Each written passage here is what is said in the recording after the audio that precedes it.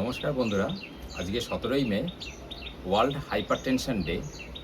Hypertension বা systemic hypertension সাধারণত medicine দিয়ে কন্ট্রোলে রাখতে হয়। হাইপারটেনশন যদি কন্ট্রোলে না থাকে তাহলে স্ট্রোক হওয়ার সম্ভাবনা অনেকটাই বেড়ে যায়। স্ট্রোক বলতে সাধারণত ধারণা যেটা হচ্ছে ব্রেন কিংবা হার্টের স্ট্রোক, কিন্তু হাইপারটেনশন থেকে চোখেরও স্ট্রোক হতে পারে।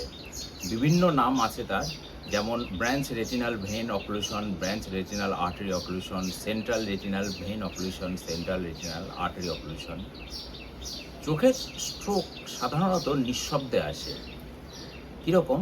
পেশেন্ট কমপ্লেন করেন যে হঠাৎ করে তার দৃষ্টিটা চলে গেছে। একে বলা হয় পেইনলেস লস অফ ভিশন।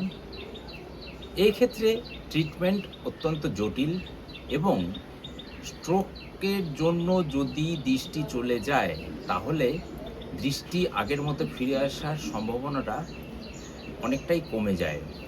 তাই সিস্টেমিক হাইপারটেনশন বা হাইপারটেনশনকে আপনারা ওষুধ খেয়ে কন্ট্রোলে রাখুন এবং স্ট্রোকের সম্ভাবনা থেকে দূরে থাকুন। ধন্যবাদ।